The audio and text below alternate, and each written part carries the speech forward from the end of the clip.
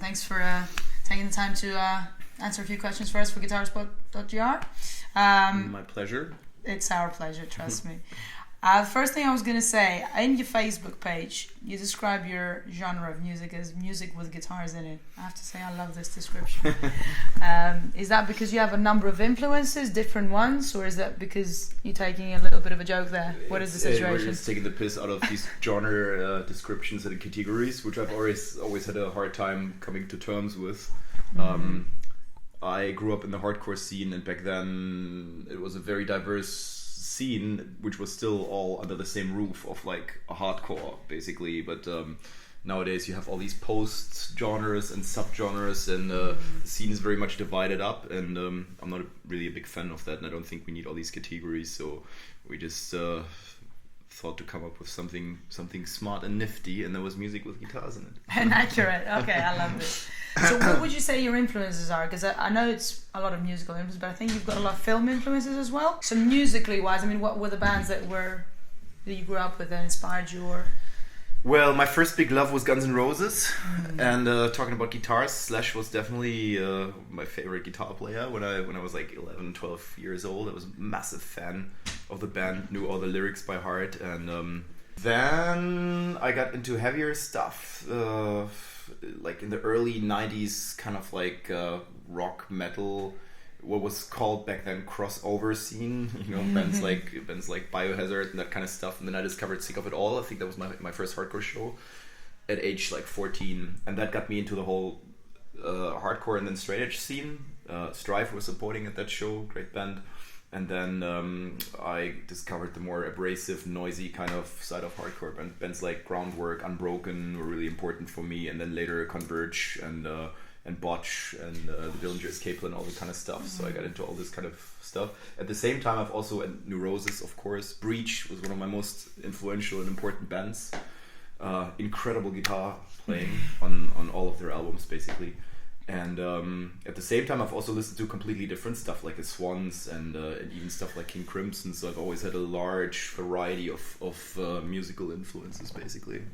And film influences, from what a little bit of reading that I did. Because your music does sound a little cinematic at times. Yeah. Most of the times, actually, I'd say. Yeah, well, we try to not just look at the music side, but try to offer a holistic approach to art in our live shows, in our album packagings. It shows even in the merch designs, and of course in the audiovisual part that is being carried by the live projections that we had. For example, that when we played Pileggio in its entirety, we always showed the movie that Craig Murray made that comes along with the record, basically.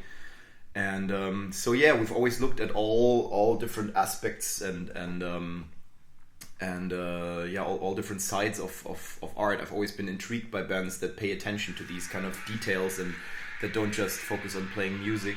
When in the studio, for example, do you, because I know you had a sort of your own custom-made studio, which doesn't happen anymore, does it? Well, we used to have a large rehearsal space where we kind of like built a studio into it, but it wasn't really a professional recording studio by today's standards. It was basically just a rehearsal space where we had a setup that would allow us to record. But I recorded all of Fluxion, Aeolian, and Fog Diver there, actually, and learned how to audio engineer myself a little bit. But we haven't really done that lately anymore. We're still tracking a lot of stuff ourselves. We record all guitars always at home, just DI in the box, and then reamp them in the studio, for example. But for any album since Precambrian, basically we've gone to a proper studio to record drums. That's the most difficult part still when it comes to recording, because it's basically like 15 instruments at once. You need a good room, good reverb, and all that kind of stuff. So we're always spending our money on drums and on mixing, and everything else we basically do ourselves, because it's easy to record a cello or vocals or guitars. So that's the most cost efficient way these days to make a good record, is to spend money on drums and then mix and mastering, and everything else with a little bit of knowledge and a little bit of gear. I think most people could do it themselves, and that's kind of the way we've chosen then. Understandable, yeah, makes sense. A lot of people do that way. But would you say you're also quite involved in the mixing part of it, like during the producer doing it, or would you listen to it afterwards and say? No, I'm like for Pelagial, actually Loic and me flew to Fascination Street, Jens Bogren's studio. Jens mixed the album, and we stayed there for 2 weeks, and we were like a part of the process the whole time. At times, Jens basically locked us out, and he was like, "Okay, I need to have a couple hours on my own."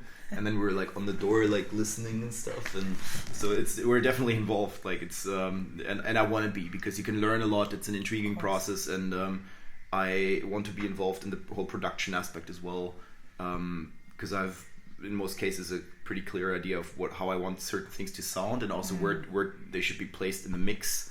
And then it's just also faster when you tell that to the guy who's mixing the record from the beginning, rather than dealing with endless rounds of corrections, when you can basically sort it out in the first place. So not all of the band, but Loic and me have been very much involved with the whole mixing process of Pelagial, and Heliocentric and Anthropocentric I kind of co-mixed with Julian Fehlmann, the guy who also recorded most of those albums.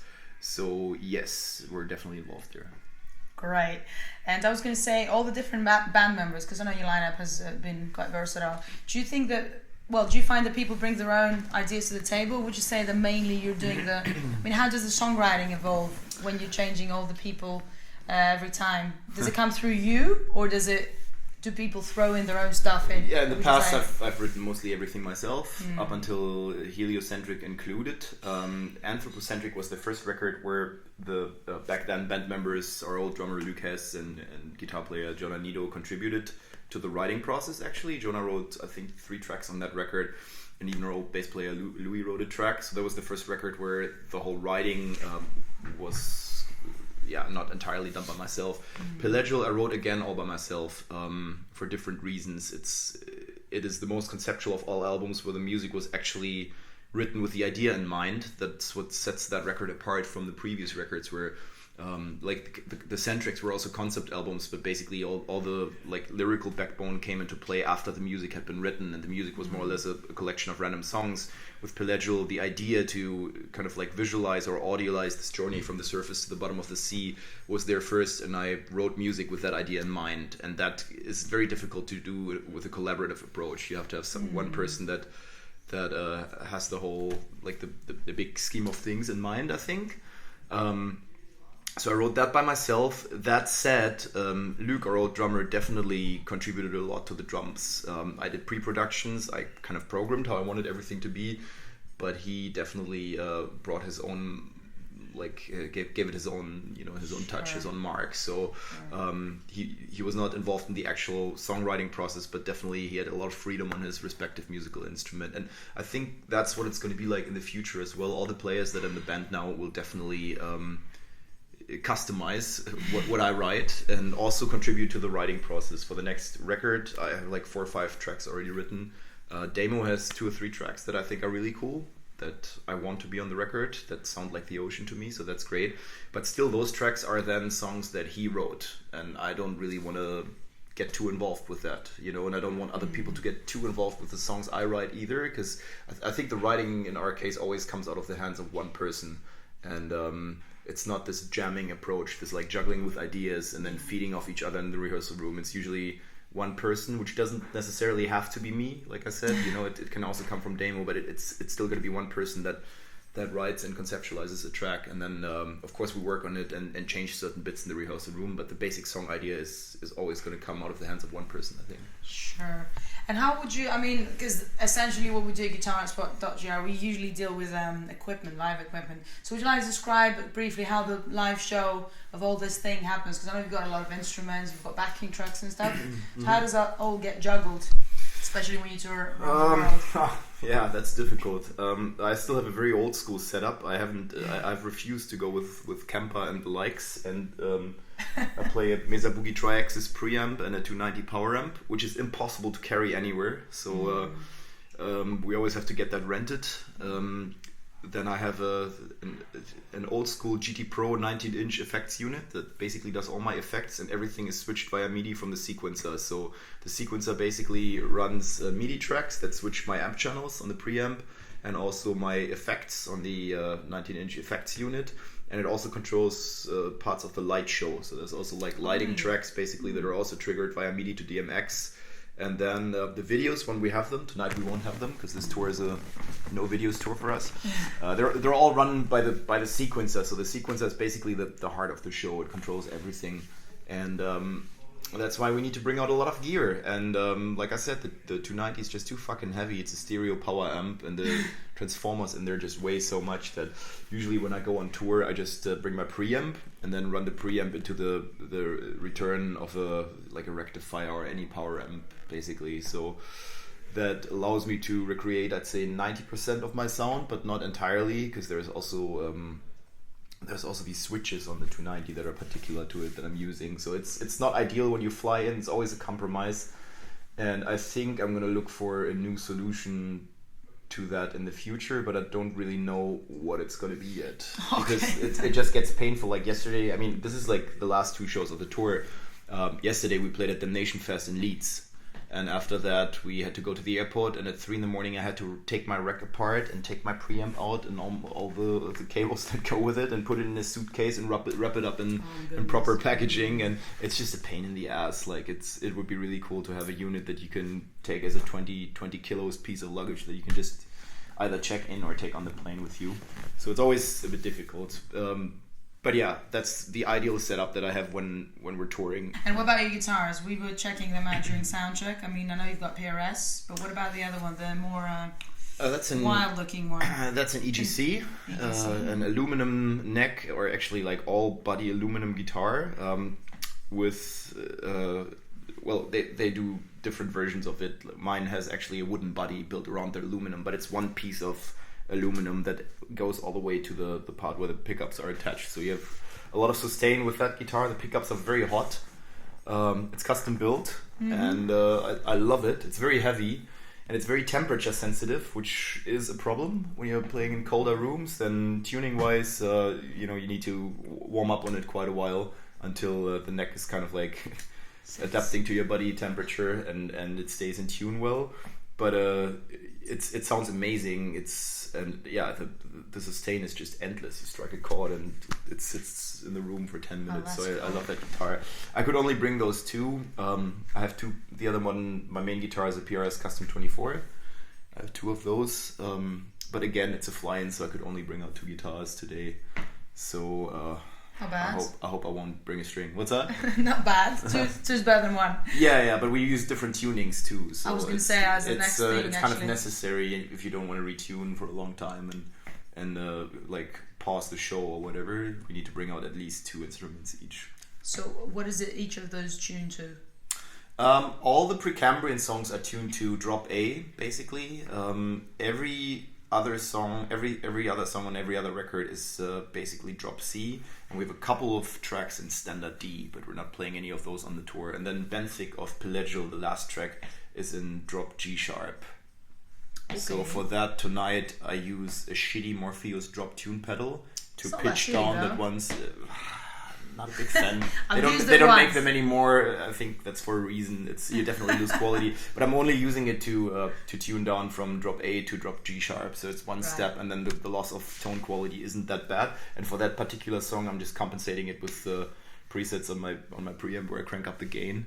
Gosh, yeah. So that works. Yeah, does the job when I can't bring out all the guitars that I want to. So otherwise, I also have a really nice Ampeg stud.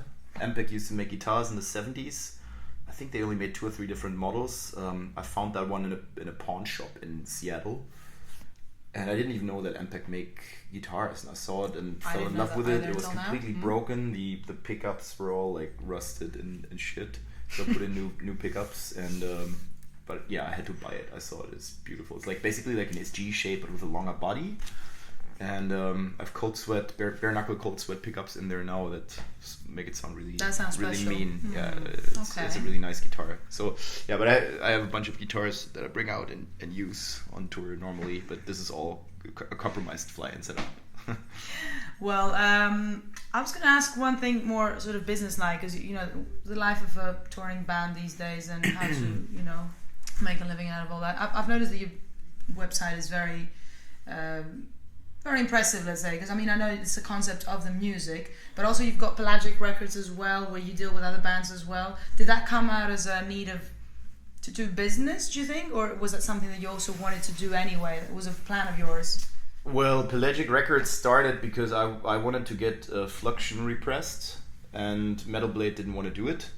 So Andreas told me, why don't you do it yourself, and hooked me up with a bunch of contacts back then to distributors, and that made me think about it. And then I was like, okay, sure, I can press CDs myself and sell them live on tour. And then I started actually hitting up those distributors, setting up a little bit of a network there, which completely died down when SPV went into bankruptcy in early 2009, and I had my CDs spread out all over Europe, but and had to get them back basically. So it was a rough start, but that's what started the label. And then after that release kind of worked, and I realized that I'm not only selling live but also through these channels. I was just thinking, why not do a band that I really like? This was Swiss band Nebra back then. It was a total flop, but an amazing band. And and then the thing just, I think I was lucky. The next record was Goddess and Astronauts, final release of All Is Violent, All Is Bright. That worked very well. And then the whole thing just grew over the years and started becoming more serious and more professional. Exactly. I never really had any intentions to start a label until I just did it basically. And then, it kind of worked out, and the label grew over the years. And now it's almost like my main time-consuming thing in my life, almost more than the band. But yeah, I like I've never been a musician that says I just want to play guitar in a band. I like, of course, I love playing guitar live, but I'm also interested in the whole management side of things, in like packaging and, like I said, visual art and all that kind of stuff. And so naturally dealing with label business is also something that's interesting for me and not something that's horrible. I have people now dealing with the horrible stuff like tax declarations, so I don't need to do that myself. But there's very interesting work you can do, also creative work you can do as a label when it comes to conceptualizing packagings of other bands and trying to come up with new approaches to that kind of like packaging art and visual art. And also taking decisions like that go more into like a management territory. So I've always been interested in all that, and I enjoy all of that. Even on tour, it's possible for me to work like that, because most of the things can be done on a laptop, and we usually get to check mails like in the mornings and the evenings. So even when I'm on tour with the Ocean, I can still do most of the label work. And I don't have to go to an office and work a shitty job for someone else that I would only do because he pays me to. So I'm very thankful for that privilege. No, you look really hardworking. I can tell that's really inspiring for musicians these days. So I'm glad that you mentioned that. I've got one last question for you. Tonight you're playing with the Mono, which is another very gifted, charismatic band. How did that collaboration come together? Was it... Well, we've known each other for a long time. The Ocean actually supported Mono back in 2003. In Berlin for one single gig, and for me that was kind of the introduction to a new sound that I didn't really know like that. The typical Mono sound where the drums drown in the guitars and these endless but very, very carefully done build-ups and all that kind of stuff was just something I hadn't really heard like that before, and it totally blew me off my socks.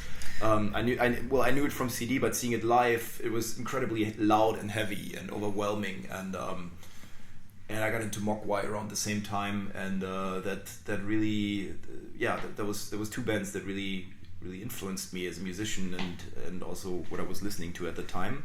So we have a long history, and I signed them for Pelagic Records 2 years ago and released their two last records, The Last Dawn and Rays of Darkness. And then we were talking about doing this tour together, which was for both of us the idea to reach a new audience, basically. With the Ocean, we wanted to play to more of a post-rock crowd, and Mono wanted to play to a heavier crowd. And I also thought that was a good idea because they're a very heavy band live in a way, and I think they would appeal to a metal crowd as well. So we came up with the idea to tour together, and then we both knew we wouldn't have a new album out until that tour, so we were like, why don't we just do a split together, like in the good old hardcore days when you would buy a 7-inch record at a gig and discover an awesome new band that you didn't know because of that. So yeah, that's how the idea was born. And then everything was quite a rush because we knew like the deadline was like late August to turn in everything in order to have vinyl in time for the tour. And I had no idea what the mono song would sound like until basically long after the Ocean track was already recorded, and vice versa. They also had no idea what we would bring to the table. But I guess we just trusted each other and made it happen, and I'm very happy with the result. I think it's two very cool tracks that are very very different, but also go hand in hand in a way. And I agree. Yeah, nice project. I'm very happy that we got to work with those guys who are amazing musicians, and this is the second to last show of this tour. It's been really, really, really a good tour for second all of to us. last show tonight. Yes. Awesome. Well, Last one we're tomorrow. privileged Yeah. as well. Well, thank you very much. Thank Robin, you for your taking time. that time, and we're looking No worries. forward to checking you out tonight. Right on. Thank you. Cheers.